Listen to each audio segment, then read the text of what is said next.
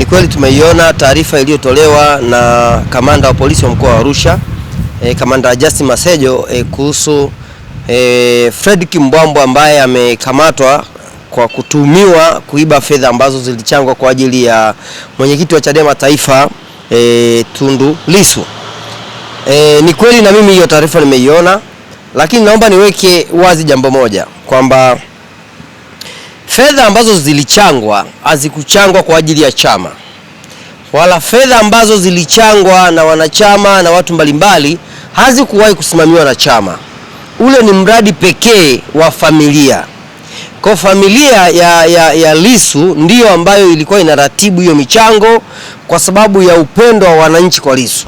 Hakuna kiongozi wa chama hata mmoja, hakuna nataka kusisitiza, hakuna kiongozi wa chama hata mmoja aliyehusika kusimamia ukusanyaji wa hizo fedha.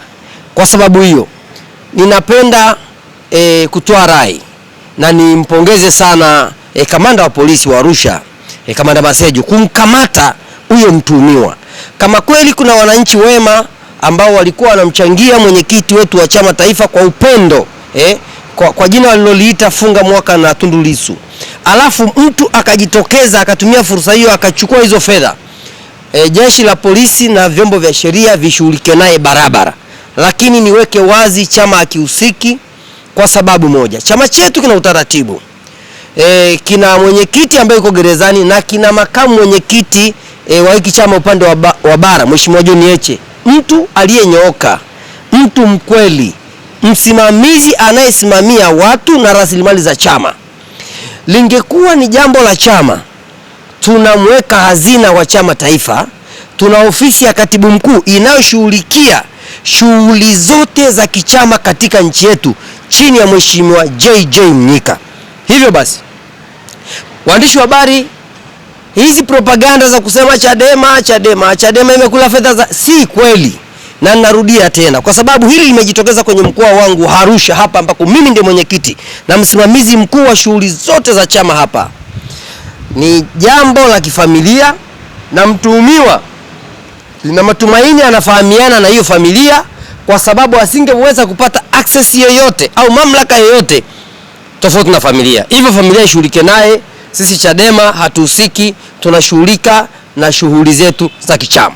Mmejidhibitishia kwamba huyo ni mwanachama wenu na ana nafasi gani kwenye chama katika hilo, na baada ya hizo tuhuma kama chama mmefanikiwa kumuona, kwa sababu nyakati zote huwa mnapambania wanachama wenu kama wameonewa au hawajaonewa ili ukweli upatikane?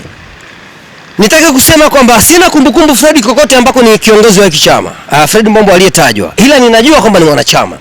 Lakini ifahamike hata Lissu ni mwanachama na ni kiongozi wetu, na hata familia ya Lissu asilimia kubwa pia ni wanachama wetu.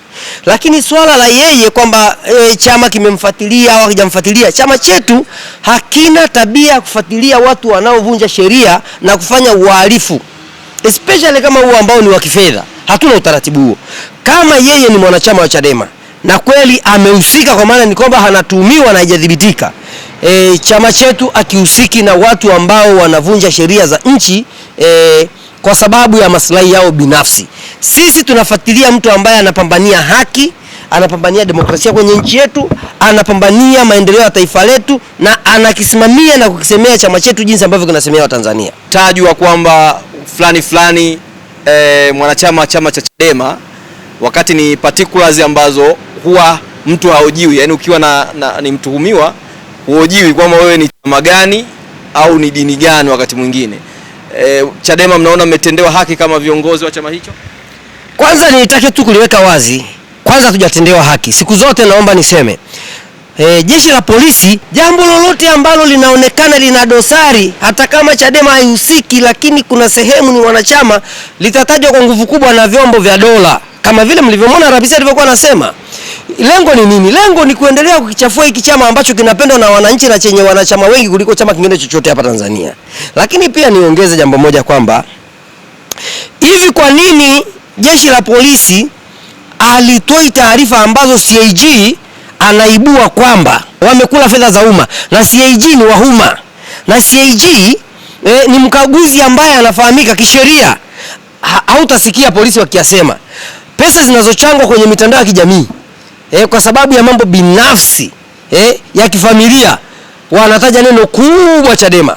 Ni hofu, na kwa sababu wanajua hawapendwi na wananchi na wanakula kodi zetu, wanakula kodi za wananchi, wanakula mishahara kwa kodi zetu, wanatumia magari yetu sisi wananchi, wanatumia mafuta yetu sisi, wanapaka mafuta, wanateleza, wanakula na kunywa, wanajilipa posho na mishahara mizito kwa kodi zetu sisi. Na wanachadema tukiwa ni wengi tunaochangia hizo kodi, wanataka kuchafua Chadema ili waendelee kukaa kwenye kile kichaka cha Chama cha Mapinduzi kwa sababu ya upigaji. Lalamika ni kaka wa Mheshimiwa Lissu ambaye ni mwenyekiti wa chama chenu. Labda aliwatafuta viongozi kabla ya kwenda polisi, akawashirikisha kuna hili na hili, mkampa baraka hizo, ama lolote linalohusu nyinyi na yeye katika kuliongelea hilo lilifanyika kabla ya polisi kutoa taarifa? Asante, muulize vizuri mwandishi wa habari. Hilo ni jambo la kifamilia.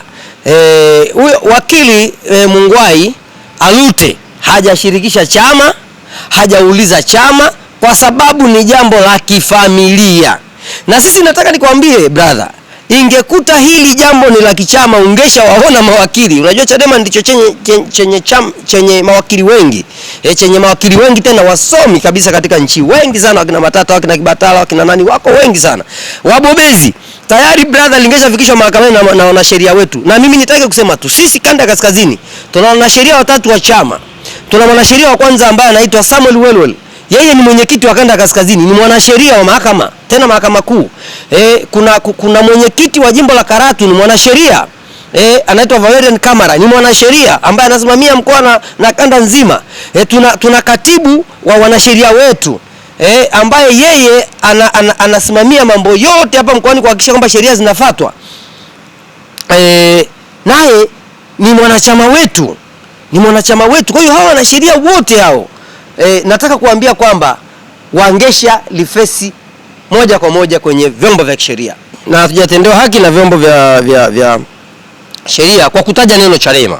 Hapo wametukosea, kwa sababu aliyekwenda kulalamika sio mwanachama wa Chadema, ni wakili ni Halute Mungai. Kwa hiyo walitakiwa tu wadili nalo kifamilia bila hata kutaja chama.